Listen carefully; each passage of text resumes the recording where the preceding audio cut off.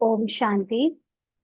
आज 17 अक्टूबर 2024 बाबा के आज के महावाक्य सुनते हैं। बाबा ने कहा, मीठे बच्चे, हाँ जी बाबा, याद की यात्रा पर पूरा अटेंशन दो। इससे ही तुम सतोप्रधान बनेंगे। तो हमारी बुद्धि का जो अटेंशन है वो पूरे दिन कई सारी बातों में बटा होता है।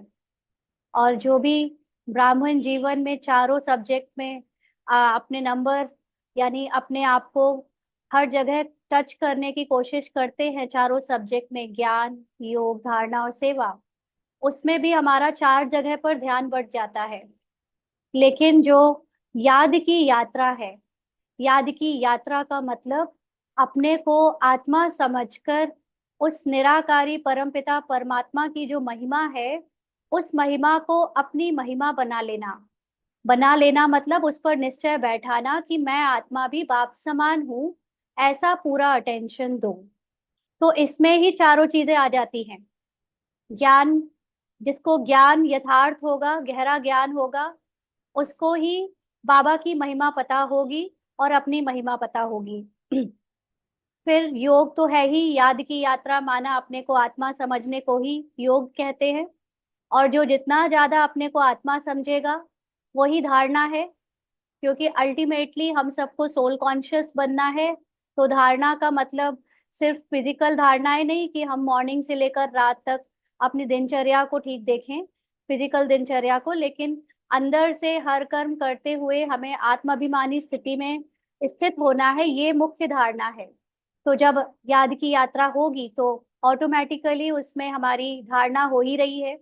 और सबसे ऊंची सेवा यही है कि हम अपनी सेवा करें, माना अपने को आत्मा समझकर अपनी सोल कॉन्शियस स्थिति को चौबीसों घंटे तक पहुंचाने की कोशिश करें, अभ्यास करें, पुरुषार्थ करें।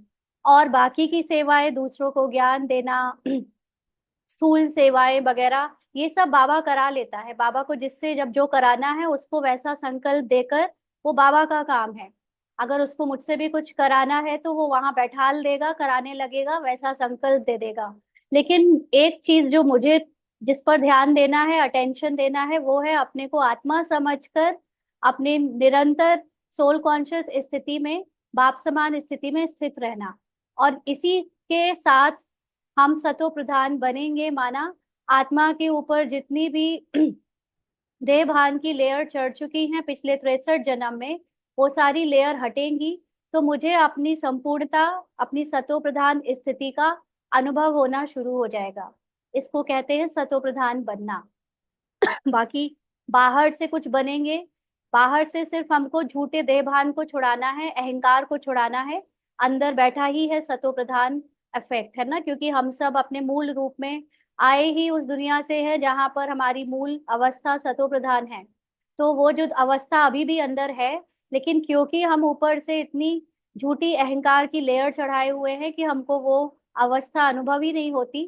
तो याद की अटेंशन माना अपनी बार बार आत्मा समझने की अटेंशन से झूठी शरीर की जो गहरे अनुभव है या संस्कारों का प्रभाव है, जो मन में ईगो है, वो सब खत्म होता चला जाएगा, तो सतो प्रधान स्थिति बन जाएगी। आज भी दो प्रश्न हैं। पहला प्रश्न, बाप अपने बच्चों पर कौन सी मेहर करते हैं? हाँ, मेहर कहो चाहे कृपा कहो। बाबा ने अभी भी कुछ दिन पहले यही क्वेश्चन भी पूछा था, फिर से बाबा पूछ रहे हैं, बच्चों को याद है कि नहीं? हाँ, बाबा अपने बच्चों पर कौन सी मेहर करते हैं? तो बाबा ने उत्तर दिया, बाप बच्चों के कल्याण के लिए जो डायरेक्शन देते हैं, उस यह डायरेक्शन देना ही उनकी मेहर माना कृपा है। बाप का पहला डायरेक्शन है, मीठे बच्चे, देही अभिमानी बनो। देही अभिमानी बहुत शांत रहते हैं, उनके ख्यालात कभी उल्टे नहीं चल सकते।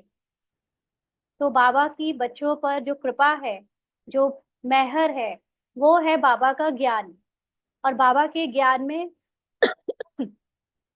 पहली श्रीमत है कि अपने को आत्मा समझो।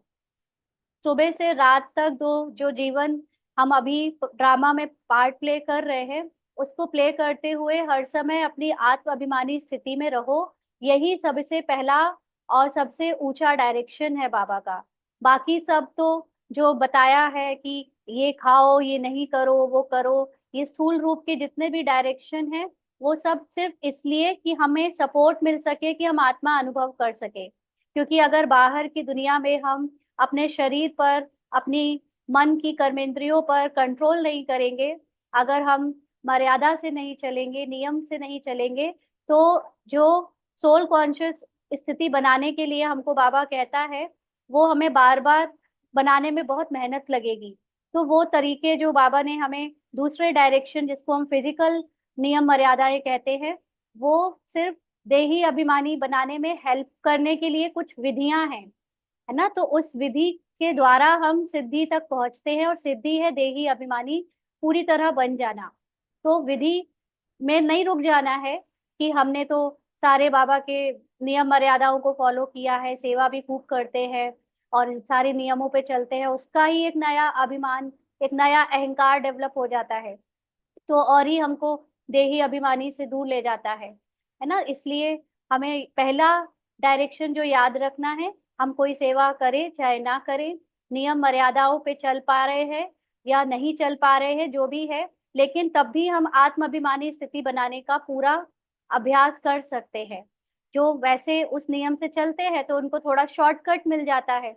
बाकी अगर कोई कारण से कोई नहीं कर पा रहा है या नया आया है, तो वो भी शुरुआत करे अपने को आत्मा समझने से, है ना। यहाँ से शुरुआत होगी तो बाकी सब अपने आप होता चला जाएगा। और बहुत बड़ी बात है ये, कि जो आत्माभिमानी होते हैं यहाँ पर, यानी जो पुरुषार्थी सच में अपने को आत्मा समझने का सच्चे दिल से अभ्यास कर रहे हैं, वो बहुत शांत रहते हैं। उनके अंदर ही सारे प्रश्नों का हल आ जाता है।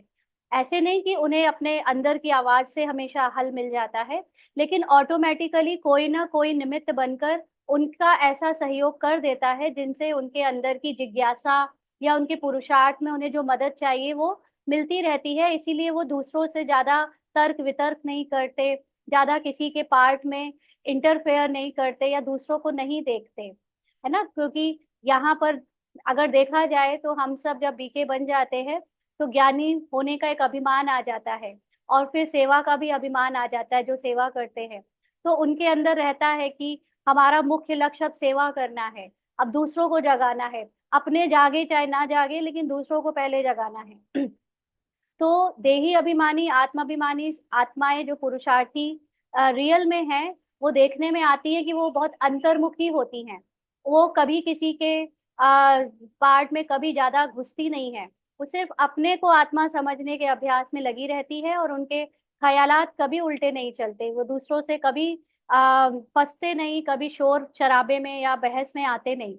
ये खास पहचान है अंतर्मुखी देही अभिमानी आत्माओं की। और जो अक्सर दूसरों से सेवाओं के लिए या दूसरों के पार्ट में इंटरफेयर करते हैं, वो एक दूसरे अभिमान में जीते हैं कि हम कर तो बहुत अच्छी सेवा रहे हैं, हम बहुत ज्ञानी हैं, लेकिन वो सच में आत्माभिमानी नहीं होते, क्योंकि आत्माभिमानी स्थिति में खुद ही सारे सॉल्यूशन हैं। तो उल्टा सीधा कुछ किसी से फंसने की या जो ख्यालात चलाने की जरूरत नहीं पड़ती उनको। दूसरा प्रश्न है, बच्चों को आपस में कौन सा सेमिनार करना चाहिए। बच्चों को आपस में कौन सा सेमिनार करना चाहिए। बहुत सेमिनार होते हैं ना, बाबा के बच्चों को मीटिंग करना आ गया है। अभी तक तो हम लोग कॉरपोरेट जगत में ही मीटिंग सुनते थे, फिर बाबा के परिवार में आए तो यहाँ पर देखा कि यहाँ तो बड़ी मीटिंगें होती हैं, बड़ी सेमिनार होते हैं। तो ये सेमिनार जो होते हैं वो, और अभी बाबा जो हमसे सेमिनार कराना चाहता है, उसमें क्या अंतर है। तो बाबा ने उत्तर दिया कि जब भी चक्र लगाने जाते हो तो याद की रेस करो। और फिर बैठकर आपस में सेमिनार करो कि किसने कितना समय बाप को याद किया। यहाँ याद के लिए एकांत भी बहुत अच्छा है। तो बाबा एकांत के लिए मतलब मधुबन की बात कर रहा है। तो जब भी मधुबन आते हो, चक्र लगाते हो, चक्कर लगाना मतलब वहां जर्नी करके जाते हो, तो याद की रेस करो। इसकी रेस करने की जगह कि हम वहां पर क्या सेवा कर ले, या क्या हम किसी से बड़े भाई बहनों से, वरिष्ठ भाई बहनों से मिल ले, या उनके साथ फोटो खिंचा ले, या हम कोई बड़ी बड़ी मीटिंग में पार्टिसिपेट कर ले, ये सब सोचने की जगह याद अपने को आत्मा समझकर कर्म में आने के अनुभव को बढ़ाओ, अपने अंदर ज्ञान के मनन चिंतन को बढ़ाओ, याद की रेस करो और सेमिनार करो। मतलब फिर आपस में इस बात की मीटिंग करो कि कौन कितना समय बाप को याद करता है। बाकी सेवाओं की जो मीटिंग होती है, विस्तार की जो मीटिंग होती है, वो तो ड्रामा अनुसार अपने आप चलती रहेगी। बाबा को जैसे निमित्त बनाना है बनाता रहेगा। लेकिन कुछ लोग निमित्त के अलावा भी सिर्फ यही समझ लेते हैं कि हम तो फला फला वर्ग में जुड़े हुए हैं, हम तो बहुत ऊंचे लोगों जो यज्ञ में जो ऊंचे वरिष्ठ पुराने लोग हैं उनसे कंपेनियनशिप है उनकी, उनसे मिलते जुलते हैं, तो हम उनके साथ सेमिनार करते हैं, तो सेवा की सेमिनार ही सबसे बड़ी सेवा है या सेमिनार है। ऐसा नहीं है ना। बहुत गहरी बातें हैं ये, कि हर चीज आत्मा में जाकर खत्म होती है, ना कि सेवा में। तो सेमिनार करो इस बात का कि कौन कितना ज्यादा बाबा को याद करता है, माना अपने को आत्मा समझने का अभ्यास करता है। कैसे कैसे अभ्यास करता है, इसकी गाइडलाइंस एक दूसरे के अनुभव से पूछो, ना कि और चीजों में अपना ज्यादा ध्यान दो। तो ये रेस हम करें और आपस में इसका सेमिनार करें, बाबा ने ये हमसे कहा। ओम शांति। रूहानी बाप रूहानी बच्चों से पूछते हैं, तुम क्या कर रहे हो? हम्म, क्या कर रहे हो? रूहानी बच्चे कहेंगे, बाबा हम जो सतो प्रधान थे तो तमो प्रधान बने हैं। फिर बाबा, आपकी श्रीमत अनुसार हमको सतो प्रधान जरूर बनना है। तो सतो प्रधान बनना है मतलब अपने देह भान को छोड़ते जाना है। तो हमारी जो शुरुआत की अनादि पोजीशन है सतो प्रधान की, हम उसमें वापस लौट जाएंगे। अभी बाबा आपके अभी बाबा आपने रास्ता बताया है।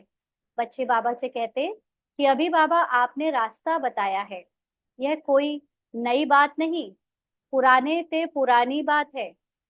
अपने को आत्मा जानकर उसके अनुभव में टिकना कोई नई बात है क्या? ये कोई नया ज्ञान है? अरे भाई, जो हम हैं ही उसको अभी हम याद कर रहे हैं, तो इसमें नई बात की बात कहाँ से आई? ये तो अपनी ओरिजिनल स्थिति में वापस लौटना है। तो ये तो पुरानी, सबसे पुरानी बात है, यानी इस पूरे जगत का, संसार का विस्तार शुरू ही हमसे होता है। आत्मा ना होती तो जगत ना होता, आत्मा ना होती तो परमात्मा ना होता, है ना। तो ये तो सबसे पुरानी बात है कि मैं आत्मा हूँ, और मेरे से ही सारा अहंकार है, मेरे से ही सारा संसार है, मेरे से ही सारा विस्तार है। तो इसलिए ये सबसे पुरानी बात है कि मैं आत्मा हूँ। बाबा कहते हैं सबसे पुरानी है याद की यात्रा। इसमें शो करने की बात नहीं ना। कई बार जब हम समझते हैं याद की यात्रा माना बैठ जाओ लाइट जलाकर बाबा की फोटो के सामने, और या फिर सेंटर जाकर या मधुबन जाकर या कहीं स्पेशली बैठो कि हम याद की यात्रा कर रहे हैं। याद की यात्रा में, यात्रा का मतलब हर समय आप इस ट्रैवलिंग पोजीशन में हो कि आप आत्मा हो, और वो बैठकर नहीं करने की जरूरत है हर समय। थोड़ी देर के लिए एकाग्रता के लिए बैठकर किया ठीक है, लेकिन इसमें अंतर की बात है कि हम अंदर से खुद को क्या समझते हैं।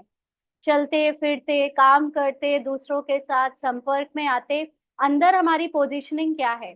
आत्मा की है या अलग अलग देह की पहचानों की है, ज्ञानी होने की है? हाँ, क्योंकि ये भी एक नया टैग है ना ब्राह्मण जीवन में कि हम बहुत ज्ञानी हैं, तो हम इसमें कुछ भी शो करने की बात नहीं है। बहुत गुप्त रूप से कोई अपने को आत्मा समझ रहा होगा कहीं, जिसका कोई नाम भी नहीं होगा, लेकिन वो उस याद की यात्रा में काफी आगे होगा।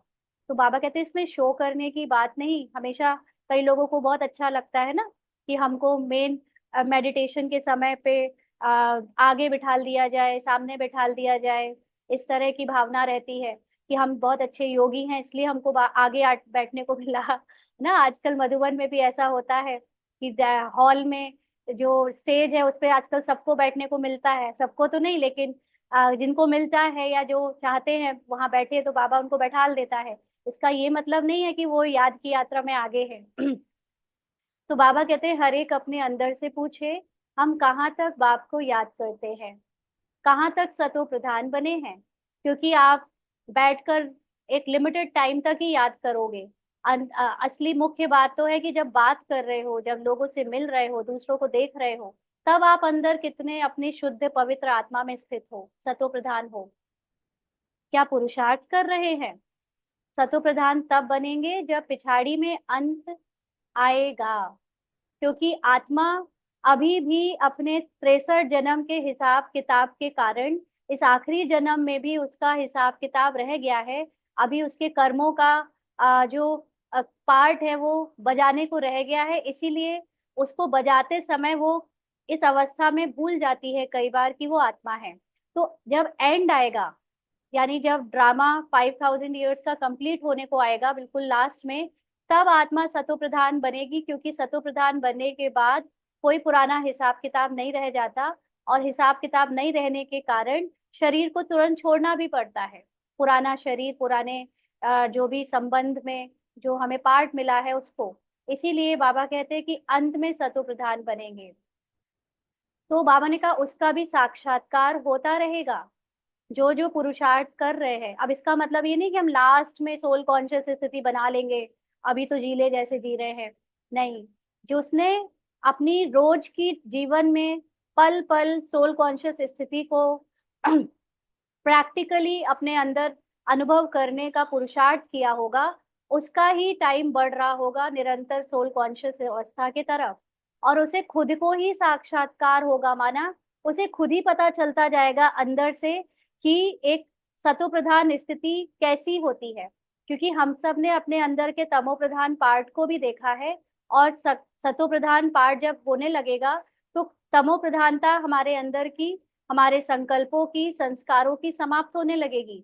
तो हमें खुद ही पता चलता जाएगा कि हम ऊंचे पहुंच रहे हैं, हम यहाँ पुरानी दुनिया को भूलते जा रहे हैं, हमें यहाँ के पे कर्म करते हुए कर्म करना याद ही नहीं रहता, हम एकदम निर्संकल्प रहते हैं, और कोई बात की हमारे अंदर चिंता नहीं होती, हल्के फरिश्ते की तरह रहते हैं। तो उसे खुद को ही साक्षात्कार होता रहेगा। कोई जो कुछ करता है सो अपने लिए ही करता है, अंडरलाइन। चाहे कोई सेवा करे, चाहे कोई ज्ञान ले, योग करे, सब कोई अपने लिए कर रहा है। बाप भी कोई मेहर नहीं करते हैं। बाबा मेहर करते हैं जो बच्चों को डायरेक्शन देते हैं कि उनके ही कल्याण अर्थ। बाप तो है ही कल्याणकारी। बाबा क्यों कल्याणकारी है, क्योंकि बाबा को ड्रामा का पूरा राज पता है। और बाबा जानता है कि बच्चों का जब समय आएगा तो उन्हें उनके देह भान से, ड्रामा से निकालना है। तो वो हमेशा बच्चों के ओरिजिनल स्वरूप में ही बच्चों को देखता है, आत्मिक स्वरूप में। बाबा कहते कई बच्चे उल्टे ज्ञान में आ जाते हैं। ये ज्ञान भी बिल्कुल वैसा ही है जैसे योगा होता था ना, योगासन। कई लोग योगासन प्रॉपरली टीचर से नहीं सीखते थे, बस अपने आप अभ्यास करना शुरू कर देते हैं, प्राणायाम और दूसरी योगासन, तो कभी कभी वो गलत चला जाता है और उससे और ही शरीर में दिक्कत हो जाती है। तो ऐसे ही ये ज्ञान भी अगर किसी ने ठीक नहीं उठाया है, सही से नहीं उठाया है, और ही उससे उल्टा अभिमान जाग गया है, तो वो उल्टा ज्ञान हो जाता है। और एक बॉडी कॉन्शियसनेस की दुनिया, लौकिक दुनिया को छोड़कर ये अलौकिक दुनिया के अहंकार में फंस गए, है ना। इसलिए बाबा कहते हैं कि बाबा फील करते हैं देह अभिमानी मगरूर होते हैं। बाबा के बच्चों में भी बहुत बच्चे ऐसे हैं कि है बीके, लेकिन अंदर से बहुत अपनी सेवा का, अपने पुरुषार्थ का, ज्ञानी होने का मगरूर है, उनको अभिमान है। देही अभिमानी बड़े शांत रहेंगे, लेकिन जो रियल में यहाँ पर आत्माभिमानी होगा, उसको किसी से कोई मतलब नहीं होगा। वो सेवा भी करेगा तो अपने लिए करेगा, दूसरों को ज्ञान सुनाने के लिए, फेमस होने के लिए नहीं करेगा। वो सेवा इसलिए कर रहा है क्योंकि उसको उस समय वो ज्ञान जब बाबा उसके द्वारा निकलवाता है तो उसके खुद के कपट खुल जाते हैं, उसको खुद को ज्ञान मिलता जाता है। तो वो बहुत शांत रहेगा हर चीज में, ज्ञान, योग, पुरुषार्थ, धारणा, सब में। तो बाबा कहते हैं उनको कभी उल्टे सुल्टे ख्याल नहीं आते हैं, माना उनका व्यर्थ नहीं चलता है कि दूसरों का पार्ट ऐसे क्यों, वैसा क्यों, कोई गलत है कि कोई सही है। बाप तो हर प्रकार से पुरुषार्थ कराते रहते हैं। माया भी बड़ी जबरदस्त है। अच्छे अच्छे बच्चों पर भी वार कर लेती है। इसीलिए ब्राह्मणों की माला नहीं बन सकती है। ना कोई ज्ञान में शुरू में अच्छा चलता है, सब कुछ अच्छा करता है, लेकिन फिर माया आती है। माया का मतलब ये जो झूठी आइडेंटिटी जाग जाती है हमारे ऊपर, या बाहर से कोई जो विरोध में आता है तो उसके संकल्प चलने लगते हैं। तो इसीलिए ब्राह्मणों की जो स्थिति है, आत्माभिमानी स्थिति, वो ऊपर नीचे होती है, तो उनकी माला नहीं बन सकती। आज बहुत अच्छी रीति याद करते हैं, कल देह अहंकार में ऐसे आ जाते हैं जैसे साड़े, माना गिरगिट। हाँ, कोई कोई शुरू में बहुत अच्छे बिल्कुल शुद्ध मन के साथ पुरुषार्थ शुरू करता है, स्टूडेंट बनता है बाबा का, और फिर धीरे धीरे जाकर क्या होता है कि उसको उस बातों का, ज्ञान का या सेवा का अहंकार आ जाता है, जैसे गिरगिट। हाँ, साड़े को अहंकार बहुत होता है, साड़े मतलब गिरगिट को रंग बदलना है ना, इसलिए इसमें यह कहावत भी है, सुर मंडल के साज से देह अभिमानी साड़े क्या जाने। सूर्य मंडल मतलब सौर मंडल। तो ये जो संसार की गुप्त रहस्य है, गुप्त बातें हैं, उनको कोई देह अभिमानी साणे क्या जाने। यहाँ पर भी ऐसा ही है। अगर हम इस ज्ञान को इस स्थूल बुद्धि से समझने की कोशिश करेंगे, तो हमको ब्रह्मांड का ज्ञान, हमें आत्मा का सच्चा ज्ञान कभी भी हिट नहीं होगा, समझ नहीं आएगा। यूनिवर्स देह अभिमानियों को या ड्रामा में डूबे हुए लोगों को, जो अपने स्वार्थ के लिए कुछ जानना चाहते हैं या अपने अहंकार को बढ़ाने के लिए दूसरों को हम बता पाए इसलिए जानना चाहते हैं, उनको ये गुप्त रहस्य समझ में नहीं आ सकते। जो आत्म अभिमानी होता है, उसको ही सारे राज अपने आप खुलते चले जाते हैं, उसके सामने आकर समर्पण कर देते हैं कि मैं जो जो सच्चा ज्ञान है वो उन्हें पता चलता जाता है। तो बाबा कहते हैं देह अभिमान बहुत खोटा है, बड़ी मेहनत करनी पड़ती है। शिव बाबा तो कहते हैं I am most obedient servant. अपने को सर्वेंट कहते हैं बाबा। ऐसे नहीं कि अपने को कहना सर्वेंट और नवाबी चलाते रहे। कई बच्चे ऐसे भी आते हैं ना, आते हैं स्टूडेंट बनकर, आते हैं कि हम आपसे ज्ञान लेने आए हैं, और फिर उल्टा ही उस पर रौब जमाने लगते हैं, उल्टा ही अपना अहंकार दिखाने लगते हैं कि आप गलत हैं, आप सही नहीं सुना रहे हैं ना। तो ये नवाबी चलाने लगते हैं और ही दूसरों को काम बताने लगते हैं। तो बाबा कहते हैं मीठे मीठे बच्चों, सतो प्रधान जरूर बनना है, यह तो बहुत सहज है, इसमें कोई चू चा नहीं, है ना। कोई बोलने की जरूरत नहीं है, मुख से कुछ बोलना नहीं है, कहाँ भी जाओ अंदर में याद करना है। ऐसे नहीं यहाँ बैठते हैं तो बाबा मदद करते हैं। ये तो नहीं है कि बाबा के कमरे में आप योग लगाने जाओगे, मधुबन के डायमंड हॉल में जाओगे या सेंटर में जाओगे तो आपको स्पेशल मदद मिलेगी बाबा की, इसीलिए हम वहीं भागते रहते हैं। अरे भाई, जिसको आत्माभिमानी, आत्मा की कॉन्शियसनेस बढ़ाना है, वो अपने घर में काम काज सब करते हुए उस स्थिति को में टिक सकता है। वो तो अपने अंदर की सच्चाई और लगन है। बाप तो आए ही है मदद करने। बाप को तो यह ख्याल रहता है कि बच्चे कहाँ कोई गफलत ना करे, माया यहाँ ही घूसा मार देती है। देह अभिमान बहुत बहुत खराब है। तो ये आत्म अभिमानी के पुरुषार्थ में जो बार बार खुद का अहंकार आता है, अपनी बुद्धि का, अपने संस्कारों का, अपने पुरुषार्थ का, ज्ञान का, ये बहुत खराब है। देह अभिमान में आने से बिल्कुल ही पट में आकर पड़े हैं। पट का मतलब क्या होता है, वो जमीन पर गिर जाते हैं। बाप कहते हैं यहाँ आकर बैठते हो तो भी मोस्ट बिलीवेड बाप को याद करो। बाप कहते हैं मैं ही पतित पावन हूँ, मेरे को याद करने से, इस योग अग्नि से तुम्हारे जन्म जन्मांतर के पाप भस्म होंगे। तो अपने को आत्मा समझना, ज्ञान के साथ, अपनी महिमा के साथ ही वो आग है, वो अग्नि है, जो हमारे देह भान के पूरे हिसाब किताब, स्मृति और पहचानों को भस्म कर देती है, जिससे हम अपने उस पार्ट में जो डूबे हुए जिसको हम समझते थे कि हमने पाप किए, उससे निकल आते हैं। क्योंकि आत्मा जब अपने शरीर के भान से बाहर आती है तो जैसे उसको समझ आ जाता है कि सब कुछ सपने में हुआ। जाग जाने के बाद हमें सपने में जो कुछ भी देखा, जो कुछ भी किया, उसका उसकी सजा जागे हुए लोग टाइम पर नहीं मिलती है। सपने में जो कुछ होता है वो सपने में ही मिलता है, क्योंकि हम सपना सच समझते हैं। तो बाबा कहते हैं बच्चों की अभी वह अवस्था आई नहीं है जो कोई को भी अच्छी रीति समझा सके। ज्ञान तलवार में भी योग का जौहर चाहिए। ज्ञान हम सुनकर रट लेते हैं कि सोचेंगे कि दूसरों को सुनाएंगे, लेकिन नहीं, सुनाते समय हम मूंझ जाते हैं। क्यों? क्योंकि खुद को आत्मा समझने का जौहर जो है वो अभी तक आया नहीं है। नहीं तो तलवार कोई काम की नहीं रहती ना। ज्ञान सुना सुनाया, अनेक लोग सुना रहे हैं, हमने भी सुना दिया तो कड़ी कोई बड़ी बात है क्या? जब तक आत्मा के अनुभव में टिककर हम ना उसको सुनाए, अनुभव मूर्त होकर ना सुनाए। तो बाबा कहते हैं मूल बात है ही याद की यात्रा। बहुत बच्चे उल्टे सुल्टे धंधे में लगे रहते हैं, याद की यात्रा और पढ़ाई करते नहीं, इसीलिए इसमें टाइम नहीं मिलता ना। बाबा के कई ऐसे बच्चे हैं, यहाँ भागेंगे सेवा के लिए, वहां भागेंगे, ये करेंगे वो करेंगे, लेकिन बाबा को याद करना यानी अपने को आत्मा समझने में उनको इंटरेस्ट नहीं आता, ज्ञान को गहराई से उठाने में इंटरेस्ट नहीं आता। बाप कहते हैं ऐसी मेहनत नहीं करो जो धंधे धोरी के पिछाड़ी अपना पद गवा दो। अपना भविष्य तो बनाना है ना। सेवा में भी कोई बहुत तगड़ी सेवा करे, रात रात भर जागे और अपने शरीर का भी ध्यान ना दे, खाना भी ना खाए, लेकिन अगर अपने को आत्मा समझने का अभ्यास नहीं किया तो सारी सेवा बेकार, पद गवा देंगे सारा, है ना। तो इसलिए ऐसी सेवा भी नहीं करो। धंधे धोरी, और जो लोग लौकिक में भी बिजनेस या जॉब करते हैं, इतना घुस नहीं जाओ उस काम में कि हम अपने को आत्मा समझना या ज्ञान उठाने का टाइम ही ना मिले। क्योंकि ये जो समय हम कमाई कर भी रहे हैं स्थूल धन की, ये आज नहीं तो कल छूट ही जानी है। लेकिन जब आने वाले 21 जन्मों के लिए बाबा ने हमको जो ज्ञान दिया है, उससे जो आत्मिक अवस्था बननी है, उसी से हम 21 जन्म का पद और सुख पा सकेंगे। अगर हमने उस पर ध्यान नहीं दिया तो ये वाला जन्म तो सबको पता है अभी छूट ही जाएगा, आज नहीं तो कल।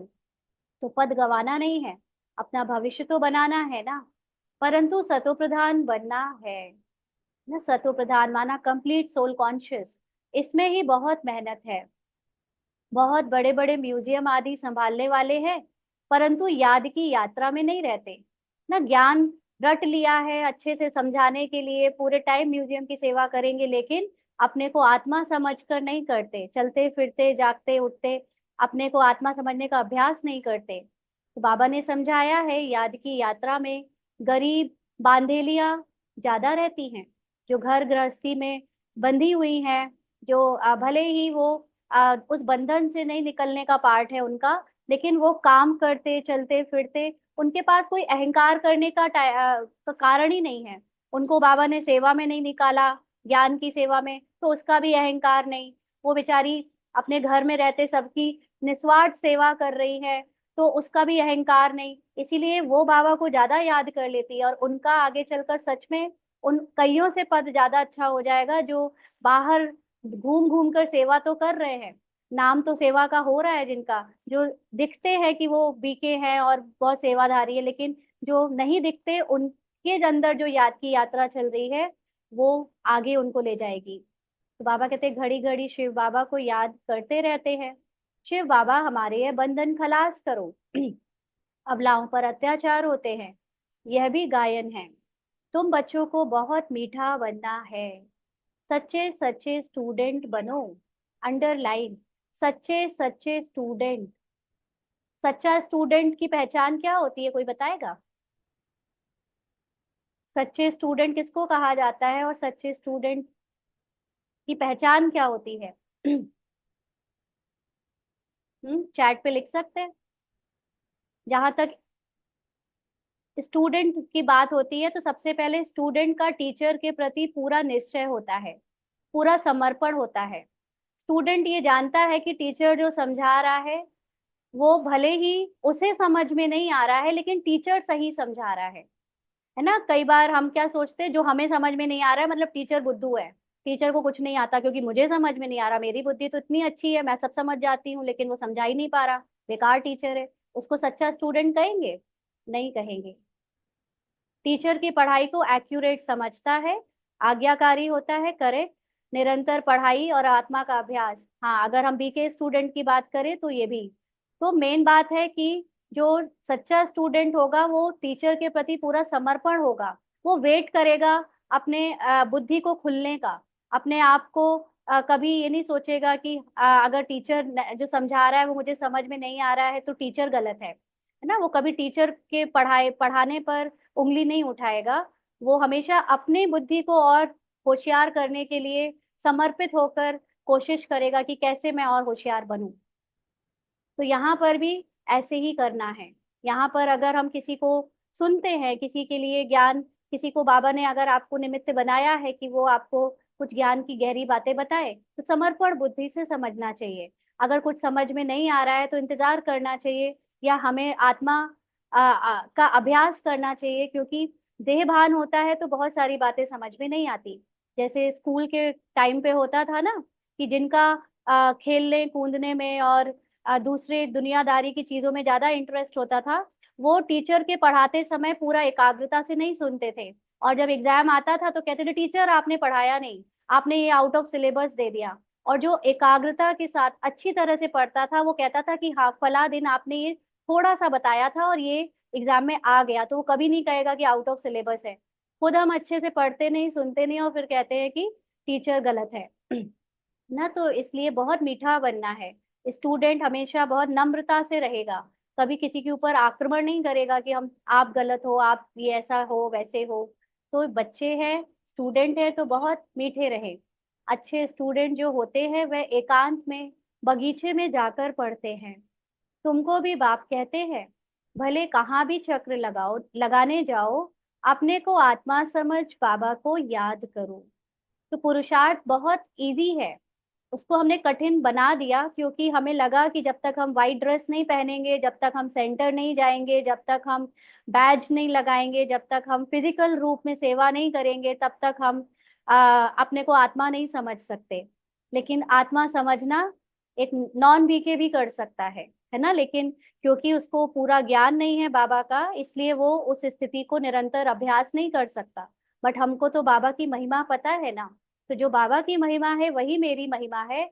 उसको बार बार याद करके या अपने आत्मा की अवस्था को ऊंचा करते जाना है। अभी अपने कर्मों को देखकर ऐसी आत्मा नहीं समझ लेना है कि मैं तो पाप आत्मा हूँ, मुझसे तो लोगों को दुख ही मिलता रहता है, मुझे तो क्रोध आता रहता है।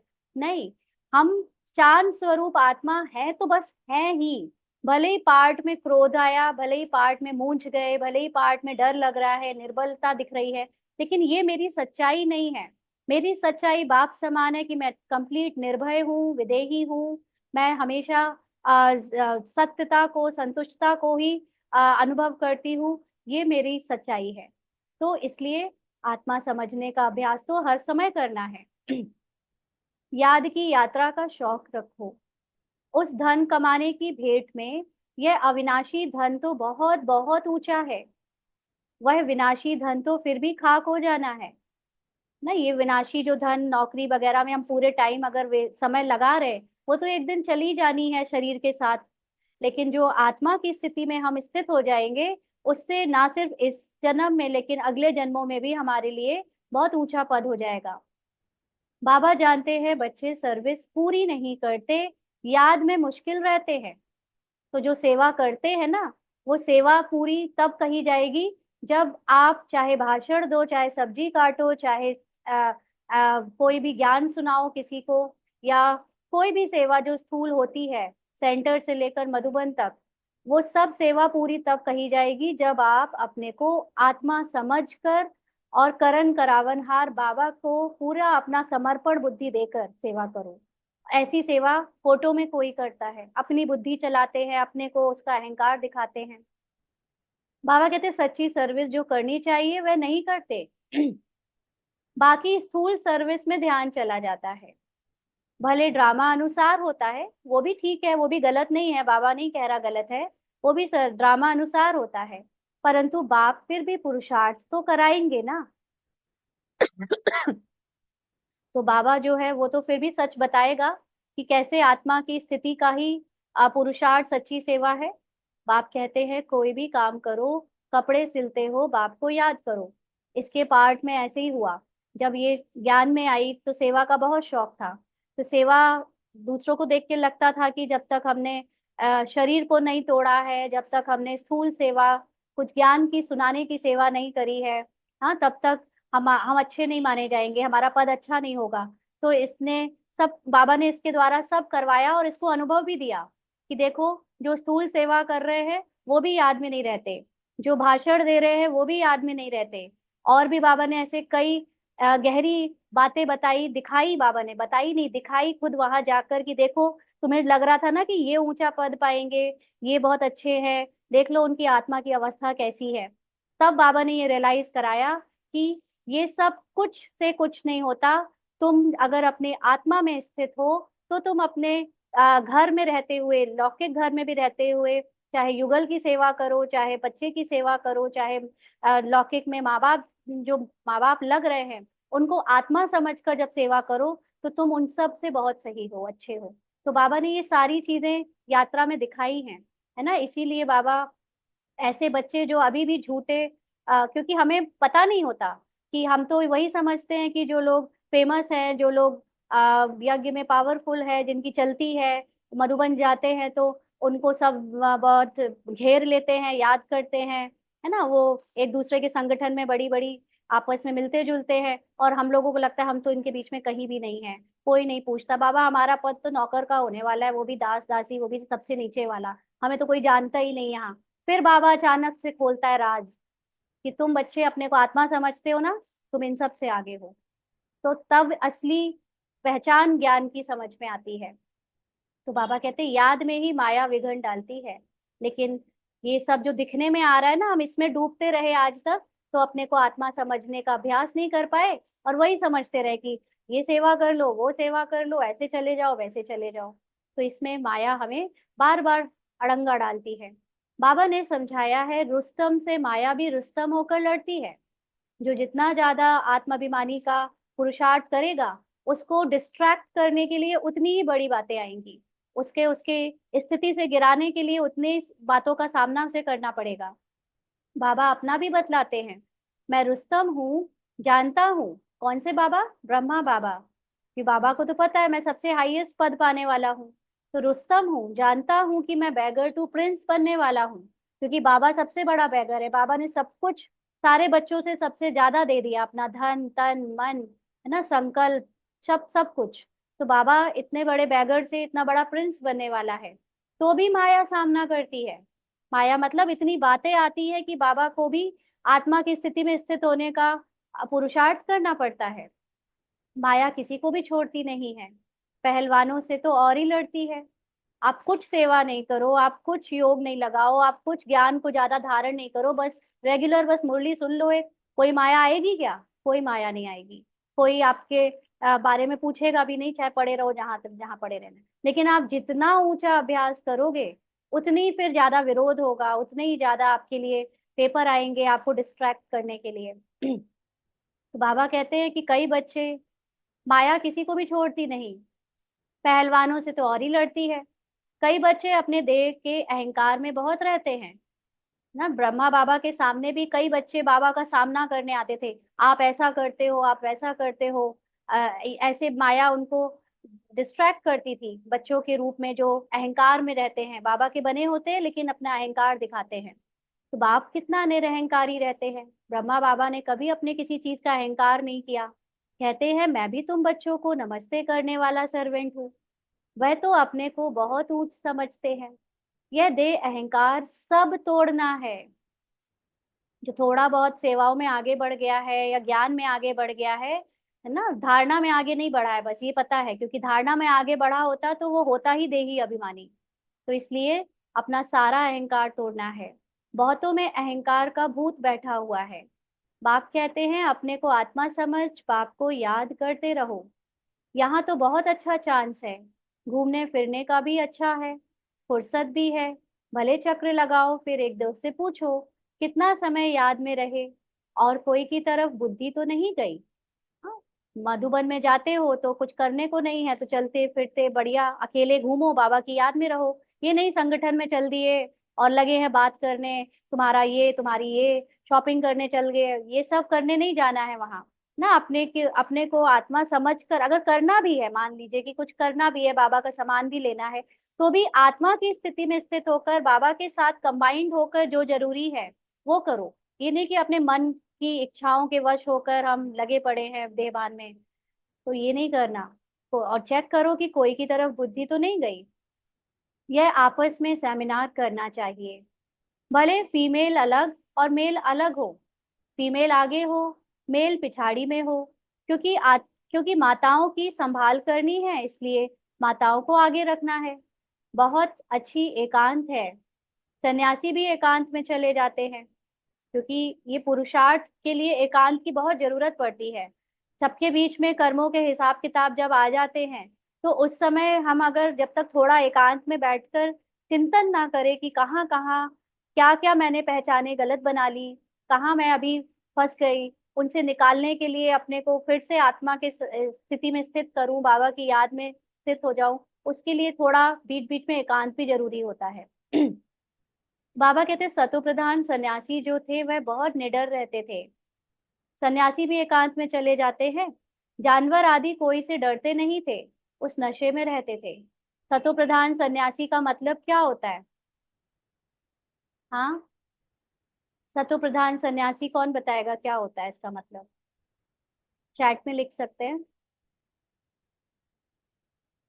सतो प्रधान सन्यासी का मतलब होता है जो आत्मा की स्थिति में स्थित होकर सन्यासी सन्यास करे, क्योंकि उन्हें अपने देह का कोई डर नहीं होता था। वो अपने को आत्मा समझते थे, तो देह की कोई चिंता या डर नहीं लगता था। इसलिए जानवर आदि भी होते थे तो उन्हें कहीं भय नहीं आता था कि ये मुझे मार डालेंगे, क्योंकि उन्हें पता होता था मैं तो अचल अडोल आत्मा हूँ। मैं तो अजन्मा आत्मा हूँ ना। अजन्मा का मतलब आत्मा तो कभी पैदा नहीं हुई, आत्मा तो हमेशा से थी। शरीर को भले कोई मार सकता है। तो उनका ये जो निडरपना था, उनकी जो पवित्रता थी, वो कभी भी किसी जानवर को उन पर हमला करने ही नहीं देती थी, क्योंकि जानवर भी उनकी वाइब्रेशन से एकदम हल्के बहुत साइलेंट हो जाते थे। उनको उसका नशा रहता था। अभी तमो प्रधान बन पड़े हैं। अभी बड़े से बड़े स्पिरिचुअल लीडर जो ज्ञान दूसरों को सुनाते हैं, उनको भी अपने देह का बहुत वो रहता है कि हम देह को अच्छे अच्छे कपड़े पहना लें, फोटो में आने के लिए अच्छे से तैयार हो जाए, और शरीर का ध्यान रखते हैं बहुत। तो इसको तमो प्रधान सन्यासी कहते हैं ना। समझते खुद को शरीर है, ज्ञान आत्मा का देते हैं। हर एक धर्म जो स्थापन होता है, पहले सतो प्रधान होता है, फिर रजो तमो में आते हैं। सन्यासी तो सतो प्रधान थे। वह ब्रह्म की मस्ती में मस्त रहते थे। उनको इस दुनिया में रहते हुए भी दुनिया का भान नहीं रहता था। वो अपने जो आत्मा का घर है ब्रह्म, वहां की अनुभव में स्थित रहते थे। उनमें बड़ी कशिश होती थी, बहुत अट्रैक्शन होता था, लोग खिंचे चले जाते थे। जंगल में भोजन मिलता था। दिन प्रतिदिन तमो प्रधान होने से ताकत कम होती जाती है। वो जहाँ बैठे होते थे वहीं पर उनको कोई भोजन दे जाता था। अभी कोई हम योगी की कहानी पढ़ रहे थे, उसमें पढ़ नहीं रहे थे एक्चुअली, देख रहे थे वीडियो में। तो उसमें दिखाया था कि वो हिमालय में इतने दूर रहते थे जहाँ आसानी से कोई नहीं पहुंच सकता। लेकिन एक राजा थे जो वहीं आसपास के किसी जगह के वहां पे राज्य करते थे। वो खुद जाकर अपनी पत्नी के साथ उस सन्यासी को भोजन देकर रोज आते थे। तो ऐसे सन्यासी जिनको ढूंढ भी नहीं सकते, उनके पास भोजन अपने आप पहुंच जाता था, मतलब जिनको देना होता था वो पहुंच जाते थे। तो ऐसे पावरफुल सन्यासी हुआ करते थे पहले। दिन प्रतिदिन तमो प्रधान होने से ताकत कम होती जाती है, माना अब अट्रैक्ट नहीं कर पाते आज के सन्यासी। तो बाबा राय देते हैं, यहाँ बच्चों को अपनी उन्नति में के चांस बहुत अच्छे हैं। कहाँ? मधुबन में। यहाँ तुम आते ही हो कमाई करने के लिए। बाबा से सिर्फ मिलने से कमाई थोड़ी होगी कि बल गए बाबा मिलन कर लिया, हाँ, और बाबा के सामने कमरे में बैठ गए तो कमाई हो गई। नहीं, अपने को आत्मा समझने से सोल कॉन्शियस स्थिति बढ़ेगी। बाप बाप को याद करेंगे तो कमाई होगी। तो अभी 1 मिनट के लिए सभी अशरीरी हो जाएं, चले बाबा के पास, और बाबा की महिमा में खुद को टिकाएं, एकदम साइलेंस में।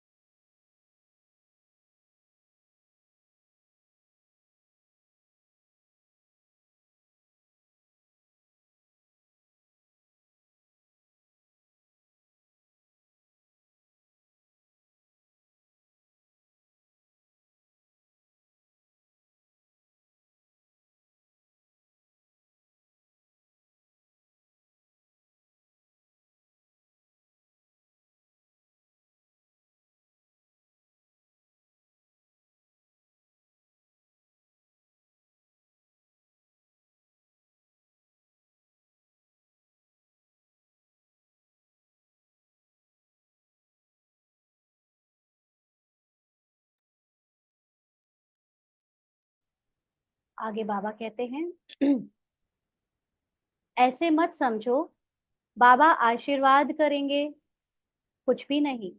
कई बच्चे समझते हैं ना कि हमने तो बाबा के यज्ञ में बहुत धन दिया है, बहुत भंडारी भरी है, या हमने तो बहुत स्थूल सेवाएं करी हैं, बहुत भाषण किए हैं, तो बाबा हम पर एक्स्ट्रा रहम करेगा।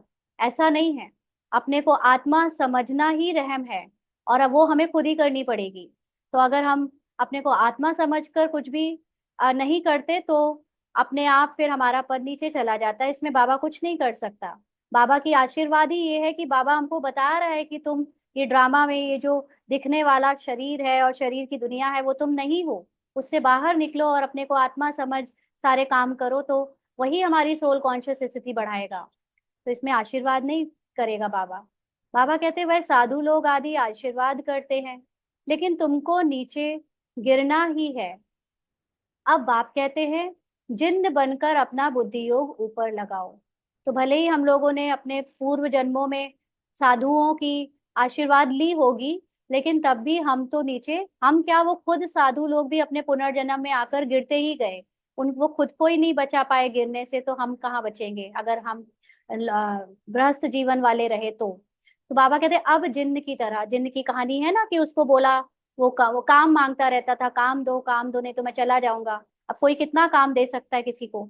तो फिर उसको काम दिया कि तुम सीढ़ी को बार बार ऊपर चढ़ो नीचे उतरो, ऊपर चढ़ो नीचे उतरो। तो ऐसे ही बाबा कहता है तुम भी अब जिन्न की तरह अपने आप को ये काम दो कि मुझे बार बार निराकारी स्थिति में स्थित होना है, फिर जब साकार का पार्ट बजाऊं तो नीचे आ जाऊं, फिर ऊपर चली जाऊं। तो बाबा इस तरह से कहता है कि तुमको डायरेक्शन देता हूँ, याद में रहो तो बेड़ा पार हो जाएगा। तुम्हें सतो प्रधान जरूर बनना है। जितना जितना आत्मा की स्थिति में स्थित रहेंगे, सतो प्रधान बनते जाएंगे।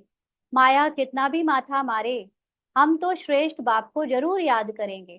ना कितनी भी बातें आ जाएं, कितने भी डिस्ट्रैक्ट करने के बाहर हालात आ जाएं, लेकिन मैं तो अपने को आत्मा समझ बाबा की याद में जरूर रहूंगी। ऐसे अंदर में बाप की महिमा करते, बाप को याद करते रहो। कोई भी मनुष्य को याद ना करो। भक्ति मार्ग की जो रस्म है वह ज्ञान मार्ग में हो नहीं सकती। बाप शिक्षा देते हैं याद की यात्रा में तीखा जाना है। मूल बात ये है, सतो प्रधान बनना है। बाप के डायरेक्शन मिलते हैं। घूमने फिरने जाते हो तो भी याद में रहो, तो घर भी याद रहेगा, राजाई भी याद रहेगी। ऐसे नहीं याद में बैठे बैठे गिर पड़ना है ना। कई लोग याद में योग लगाने के लिए इतना एक्स्ट्रा एफर्ट मारते हैं, खाना भी नहीं खाएंगे, और जो जरूरत की शक्ति देने वाली चीजें हैं वो भी नहीं करेंगे, क्योंकि नींद ना आ जाए, नींद ना आ जाए ना। कई लोगों ने तो भोजन ही छोड़ दिया होता है, सारा कार्बोहाइड्रेट और सब सिर्फ फल फूल पे रह रहे हैं। तो ऐसा भी नहीं हमको हठ योग करना है कि याद करते करते बेहोशी हो जाए। तो बाबा कहते कि ऐसा नहीं याद में बैठे बैठे गिर पड़ना है, वह तो फिर हठ योग हो जाता है। यह तो सीधी बात है कि अपने को आत्मा समझ बाप को याद करना है। वो तो चलते फिरते भी किया जा सकता है। कई बच्चे बैठे बैठे गिर पड़ते हैं। इसीलिए बाबा तो कहते हैं चलते फिरते खाते पीते याद में रहो। ऐसा नहीं खाना पीना छोड़ देना है। जो नॉर्मली नेचुरली खाते हो खाते रहो, बस उसमें आसक्ति नहीं रखनी है ना। ऐसे नहीं बैठे बैठे बेहोश हो जाओ, इनसे कोई तुम्हारे पाप नहीं कटेंगे। कई लोग तो बहुत ज्यादा खाने के पीछे नियम मर्यादा को फॉलो करते हैं। उन्होंने अगर खाना खुद नहीं बनाया है, और अगर खुद बनाया है और किसी और ने छू भी लिया खाना, तो खाना ही नहीं खाते। कोई बता रहा था हमको सेंटर में, और उस पर बड़े अहंकार से बता रहा था कि ये भाई अपना ही बनाया हुआ खाते हैं, और अगर उनकी युगल ने खाना छू भी लिया तो खाते नहीं है। हाँ, तो इससे पाप कटेंगे क्या? तो ऐसे तो फिर भूखे रहते हैं पूरे पूरे दिन। ये कोई हठ योग नहीं करना है मैं यहाँ पे, ये इस तरह का। हाँ, अपने हाथ का बना खाना है, योग युक्त खाना है, लेकिन इतना भी उसमें नहीं चले जाना है क्योंकि किसी ने छू लिया तो उसकी एनर्जी खत्म हो गई। भाई अपने को आत्मा समझोगे तो जहर भी ऊपर काम नहीं करेगा, है ना। तो इसलिए मुख्य बात है अपने को आत्मा समझना। उससे तो कोई पाप नहीं कटेंगे।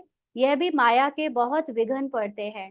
यह भोग आदि की भी रस्म रिवाज है। देखो आज बाबा ने एक और अच्छी बात बताई है कि ये जो भोग वोग लगता है ना सेंटर पे मधुबन में, ये सब रस्म रिवाज है, क्योंकि भक्ति मार्ग से निकले हुए हैं हम लोग। आदत पड़ी हुई है भक्ति की चीजें करने की, तो भक्ति यहाँ पर भी भोग वगैरह को इम्पोर्टेंस देते हैं।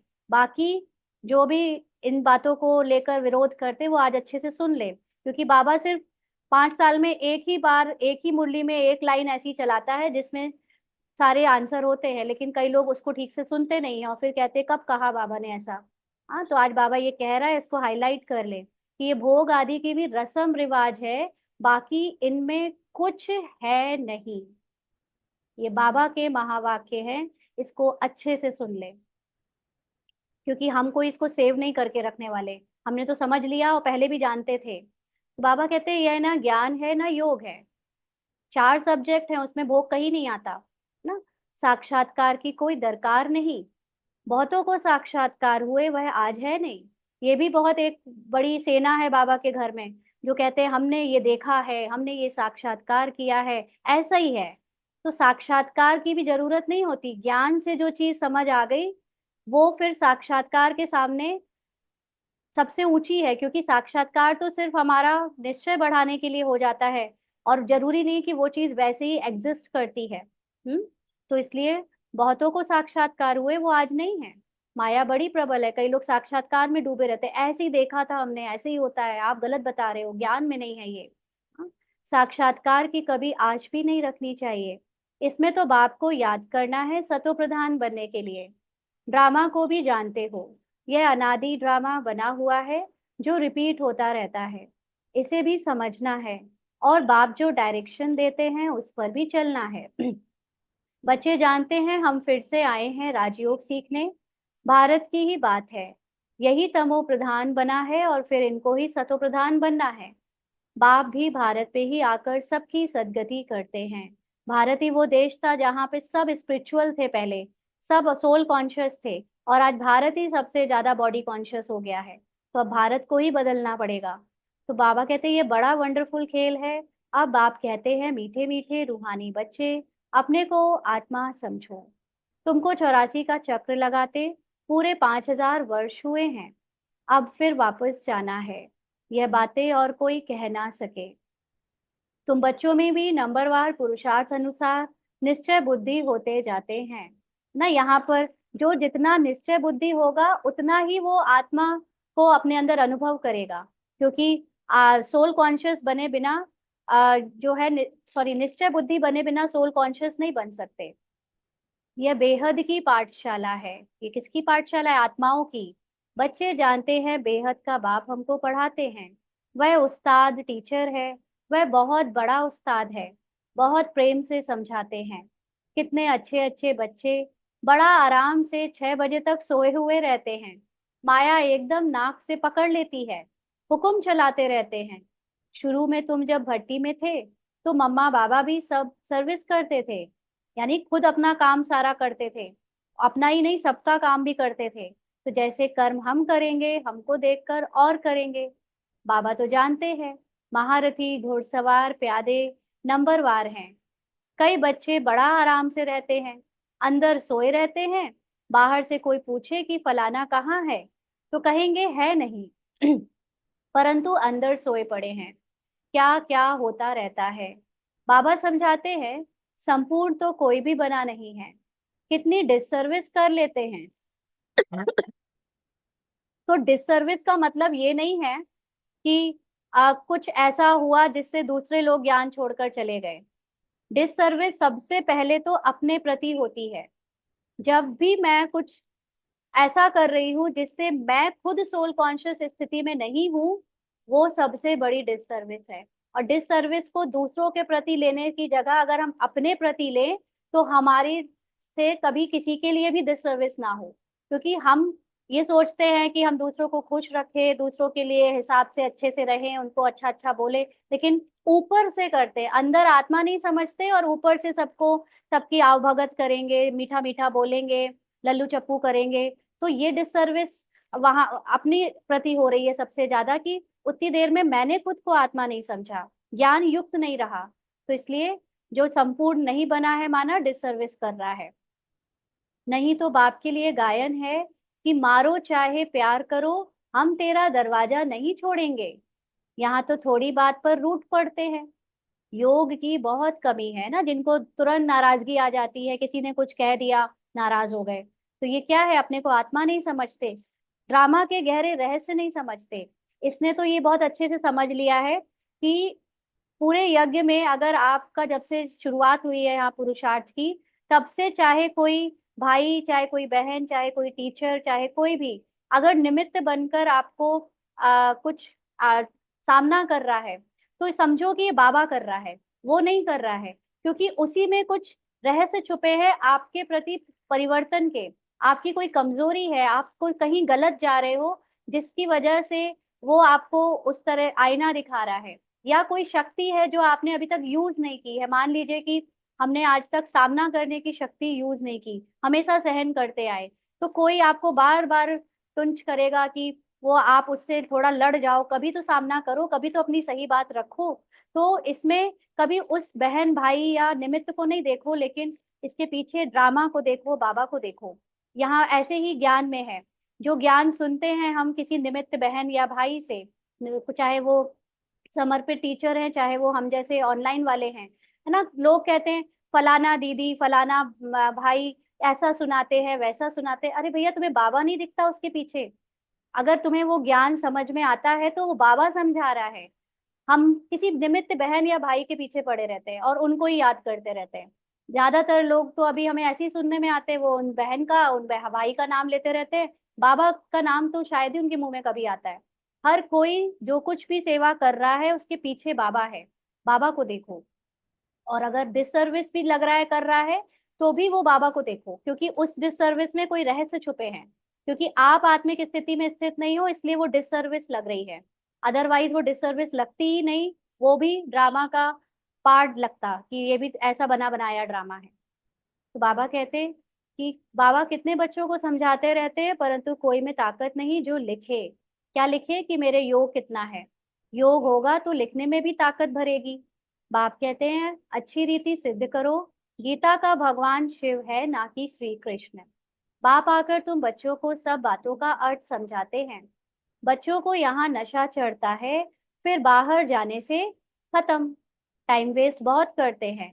हम राजाई कर यज्ञ को देवे, सॉरी, हम कमाई कर यज्ञ को देवे, ऐसा ख्याल रख, अपना टाइम वेस्ट नहीं करना है। बाप कहते हैं हम तो तुम बच्चों को कल्याण करने के लिए आए हैं, तुम फिर अपना नुकसान कर रहे हो। यज्ञ में तो जिन्होंने पहले कल्प पहले मदद की है वह करते रहते हैं, करते रहेंगे। तुम क्यों माथा मारते हो, यह करे वह करे। ड्रामा में नूंद है, जिन्होंने बीज बोया है वह अभी भी बोएंगे। यज्ञ का तुम चिंतन नहीं करो, अपना कल्याण करो, अपने को मदद करो। ये बहुत गहरे, आज की मुरली में बाबा ने बहुत सारी बातें क्लियर की है। कई बार हमको भी ऐसे ही लगता था कि अगर हम यज्ञ में ज्यादा धन डालेंगे तो हमारा पद ऊंचा हो जाएगा। और ऐसे कई भाई हैं जो आज यज्ञ में धन से ही ज्यादा सेवा करते हैं, ये सोच के कि बाबा रिटर्न में देता है तो हमारा पद ऊंचा है। लेकिन बाबा कहते हैं कि ये सब जिसको करना होगा, बाबा को जिससे पैसा लगवाना होगा, जिससे जो सेवा करानी होगी, बाबा करा लेगा। कल्प पहले पहले से फिक्स है कि किससे कराना है। लेकिन उसके धन की सेवा करने से वो आत्माभिमानी है, इसकी कोई गारंटी नहीं है। इसलिए अपनी सेवा खुद करो, अपना कल्याण करो। माना तुम सिर्फ आत्माभिमानी बनने की चिंता करो, बाकी धन बाबा को जिससे लगवाना होगा लगवा लेगा।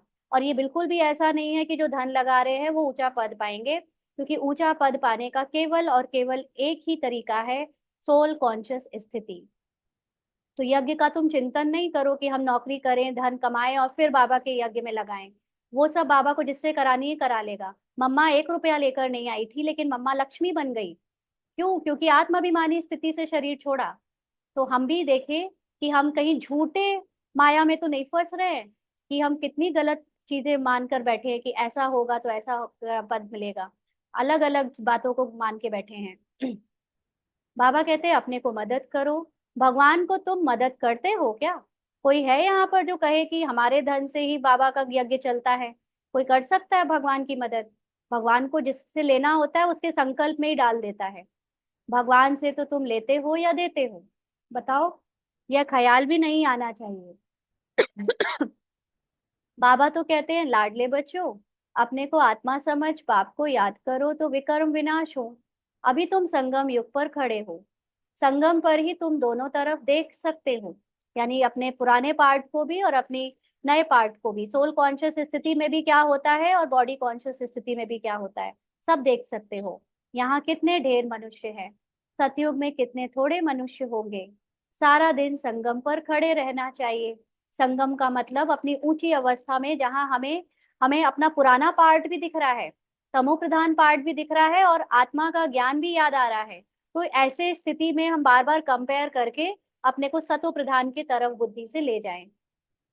बाबा हमको क्या से क्या बनाते हैं। बाप का पाठ कितना वंडरफुल है।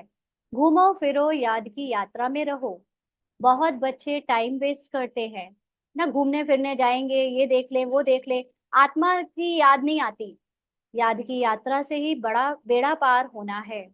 कल्प पहले भी बच्चों को ऐसे समझाया था, है ना। ऐसे और कई लोग क्या करते कि कहीं नहीं जाएंगे, हम तो बैठ के बस याद में बैठे हैं, बाबा के कमरे में हम 8 घंटा बैठ के जाएंगे, मधुबन आए हैं तो।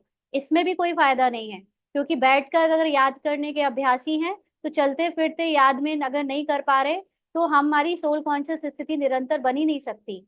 हम अगर किसी को घुमाने की सेवा मिली है, मान लीजिए निमित्त बनाया बाबा ने कि आप जाओ पार्टी को लेकर जाओ घुमा कर आओ, तो कोई ये सोचता है कि अरे यार अब तो मैं योग ही नहीं कर पा रहा हूँ। ऐसा नहीं है। आप दूसरों की को ज्ञान सुनाते, दूसरों को सब कुछ घुमाते फिराते, उनकी अपने बोलचाल से सेवा करते हुए भी आत्मा की स्थिति में स्थित रह सकते हो। इसने तो बाबा ने इसको ये सब भी कराया है कि जाओ पार्टी को ले जाओ, ये सब करो, लेकिन आत्मा का अनुभव निरंतर करते रहना। तो बैठकर ही योग करने की जरूरत नहीं है, लेकिन घूमो फिरो सब करो। ड्रामा, बाबा कहते हैं कि ड्रामा रिपीट होता रहता है। उठते बैठते सारा कल्प वृक्ष बुद्धि में याद रहे, ये है पढ़ाई। बाकी धंधा आदि तो भले करो, पढ़ाई के लिए टाइम निकालना चाहिए। स्वीट बाप और स्वर्ग को याद करो। जितना याद करेंगे तो अंत मति सो गति हो जाएगी। बस बाबा अब आपके पास आए कि आए। बाप की याद में फिर श्वास भी सुखेला हो जाएगा। श्वास का मतलब फिर जल्दी जल्दी, जो अभी हमारी ज्यादातर बीमारियां बहुत छोटी श्वास लेने के कारण, जल्दी जल्दी श्वास लेने के कारण है, लेकिन आत्मा के अनुभव से ये सांसें भी बहुत स्थिर हो जाएंगी। ब्रह्म ज्ञानियों के श्वास भी सुखेले, यानी सुख वाले हो जाते हैं। श्वासोश्वास वो सबको सुख देते हैं और शरीर में भी सुख रहता है, क्योंकि फिर इतना शरीर तंग नहीं करता। ब्रह्म की ही याद में रहते हैं, परंतु ब्रह्म लोक में कोई जाता नहीं है। आपे ही शरीर छोड़ दे, यह हो सकता है। कोई कोई होता है ना, जैसे जैनियों में बैठ जाते हैं खाना पीना सब छोड़ के शरीर छोड़ने, या और भी समाधि लेते हैं, तो वो सब उपवास करके शरीर छोड़ते हैं। तो बाबा कहते कोई फास्ट या उपवास रखकर शरीर छोड़ते हैं, वह दुखी होकर मरते हैं, क्योंकि भूख सताती भी है, परेशान भी करती है, लेकिन जिद है, ठान लिया है कि अब शरीर को कुछ देना ही नहीं है। तो ये क्या है कि कहीं ना कहीं अंदर से दुखी होकर ही जा रहे हैं। बाप तो कहते हैं खाओ पियो बाप को याद करो, तो अंत मति सो गति हो जाएगी। मरना तो है ना। इतने सरल राजयोगी की शिक्षा कोई और दे सकता है कि खाते पीते घूमते फिरते आप इतने ऊंचे सन्यासी बन जाओ। देखो बाबा है इसलिए हमको ये ज्ञान मिल रहा है। भगवान के सिवा कोई नहीं बता सकता ये इतनी सरल बात। मरना तो है ना, यानी शरीर तो छोड़ना है ना। अच्छा, मीठे मीठे सिकी लदे बच्चों प्रति माता पिता बाप दादा का याद प्यार और गुड मॉर्निंग। रूहानी बाप की रूहानी बच्चों को नमस्ते। हम रूहानी बच्चों की रूहानी बाप दादा को याद प्यार गुड मॉर्निंग और नमस्ते बाबा, शुक्रिया, थैंक यू बाबा। धारणा के लिए मुख्य सार। पहला पॉइंट, सदा याद रहे जो कर्म हम करेंगे हमको देख और करेंगे। ऐसा आराम पसंद नहीं बनना है जो डिससर्विस हो, क्योंकि हम शरीर के भान में रहते हैं तभी हम जो है अपने ऐसे काम करते हैं जो दूसरे देखकर सीख ले, तो फिर उससे वो आत्माभिमानी स्टेज से दूर हो जाते हैं और फिर वो फिजिकल कंफर्ट में ही सोचने लगते हैं। तो ऐसा नहीं करना है, बहुत बहुत निरहंकारी रहना है, अपने को आपे ही मदद कर अपना कल्याण करना है। धंधे धोरी में ऐसे बिजी नहीं होना है जो याद की यात्रा व पढ़ाई के लिए टाइम ही ना मिले। देह अभिमान बहुत खोटा और खराब है, इसे छोड़ देही अभिमानी रहने की मेहनत करनी है। आज का वरदान है, कोई भी बात कल्याण की भावना से देखने और सुनने वाले परदर्शन मुक्त भव। कोई भी बात कल्याण की भावना से देखने और सुनने वाले परदर्शन मुक्त भव। जितना संगठन बड़ा होता जाता है, बातें भी उतनी बड़ी होंगी, लेकिन अपनी सेफ्टी तब है जब देखते हुए ना देखें, सुनते हुए ना सुने, अपने स्वचिंतन में रहें। स्वचिंतन करने वाली आत्मा परदर्शन से मुक्त हो जाती है। अगर किसी कारण से सुनना पड़ता है, अपने आप को जिम्मेवार समझते हो, तो पहले अपनी ब्रेक को पावरफुल बनाओ। देखा, सुना, जहां तक हो सका, कल्याण किया और फुल स्टॉप। बहुत इसको भी अच्छे से समझना है कि जैसे जैसे हम यज्ञ के अंदर पार्ट बजाने, यानी ड्रामा में ब्राह्मण पार्ट और स्टूडेंट पार्ट बजाने के लिए, सेवा का पार्ट बजाने के लिए आते हैं, तो हमारा कईयों के साथ फिर उठना बैठना या उनको देखना शुरू हो जाता है। और जितना बड़ा संगठन उतने तरह के लोग दिखते हैं। तो अगर ये अपने अनुभव से बताए, तो जैसे जैसे बाबा ने इसको सेवाएं सिखाई और अंदर किया, तो इसको भी बहुत सारी आत्माओं की कमियां कमजोरियां दिखी। और बहुत सारे लोगों के पार्ट में लगा कि ये जैसा दिखते हैं वैसा सच में है नहीं। लेकिन कभी भी इसने अपने पुरुषार्थ को उनके जैसा नहीं बना दिया, बल्कि इससे ये सीख सीखी कि ये लोग जो कर रहे हैं, अच्छा है कि ये लोग ऐसा कर रहे हैं, मुझे इनके आगे जाने का टाइम मौका मिलेगा। क्योंकि ये बॉडी कॉन्शियस में रहकर सोल कॉन्शियस का ज्ञान दे रहे हैं, लेकिन मेरे पास पूरा इस बात का फायदा है कि मैं बाद में आकर भी अपनी सोल कॉन्शियस स्थिति से आगे जा सकूं। तो इसको हमेशा ये रहा कि देखते हुए भी अब देखना नहीं है। जान लिया कि हाँ, अभी भी बहुत सारे ऐसी पार्ट बजाने में कमजोरियां दिखती है, लेकिन उस पर ध्यान नहीं देती अब ये, क्योंकि सबको ये पार्ट मिला हुआ है और अच्छा है। कोई कमजोरी के पार्ट बजा रहा है तो वो कम से कम हम उससे आगे जा सकते हैं, है ना। तो अगर किसी निमित्त भी बनना पड़ता है किसी की कमजोरी सुनने के लिए, तो भी हम उसमें कल्याण से जितना कर सकते हैं, जो समझा सकते हैं या जो एक्शन ले सकते हैं ले, और उसके बाद एंड कर दें। उसके ऊपर चिंतन ना करें, ऐसा भी होता है, ऐसा भी करते हैं। तो इन सब में क्या होता है कि हम अपनी स्थिति से गिर जाते हैं। तो हमने देखा, जाना, और तुरंत अपने को वापस अपनी आत्मा की स्थिति में स्थित कर लिया। तो इससे परदर्शन मुक्त हो जाते हैं। तो हर बात में कल्याण है। किसी का नेगेटिव पार्ट बजाने में भी कल्याण है, किसी का झूठा देखने में और करने में जो अंतर है उसमें भी जो पार्ट है उसमें भी कल्याण है। हमें आगे जाने का हमेशा मौका मिलता रहेगा। स्लोगन है, अपने संतुष्ट खुशनुमा जीवन से हर कदम में सेवा करने वाले ही सच्चे सेवाधारी हैं। तो जो आत्माएं अपने पार्ट में और अंदर से आत्मा की स्थिति से सदा संतुष्ट रहती हैं, खुश रहती हैं, उनसे जितने भी संपर्क में आते हैं, वो अपने आप ही हाई वाइब्रेशंस एनर्जी को महसूस करते हैं। और जो ऐसा रह सकते हैं वो सच्चे सेवाधारी हैं। तो सदा संतुष्ट और खुशनुमा सोल कॉन्शियस स्थिति से ही रहा जा सकता है। अगर हम पार्ट कॉन्शियस रहेंगे तो सबके पार्ट में गलती देखेंगे, कमजोरी देखेंगे। अपने पार्ट को भी अगर कमजोरी और देखा, तो हम उससे भी हैरान हो जाएंगे, परेशान हो जाएंगे। इसलिए पार्ट में दूसरों के चाहे अपने कितनी भी कमजोरियां दिखे, लेकिन मैं सदा आत्मिक अवस्था में संतुष्ट हूँ और इसीलिए खुशनुमा हूँ। तो ऐसी स्थिति से सेवा करने वाले ही सच्चे सेवाधारी होते हैं। अच्छा, आज के अव्यक्त इशारे हैं, पुरानी बातें पुराने संस्कार ऐसे अनुभव हो जैसे कि ना मालूम कब की पुरानी बात है, ऐसे नामो निशान खत्म हो जाएं। इसके लिए अपनी बुद्धि से उपराम और संस्कारों से भी उपराम। मेरे संस्कार हैं, इस मेरे पन से भी उपराम। मैं यह समझती हूँ, इस मैंपन से भी उपराम। जहां मैं शब्द आता है वहां बाप दादा याद आए।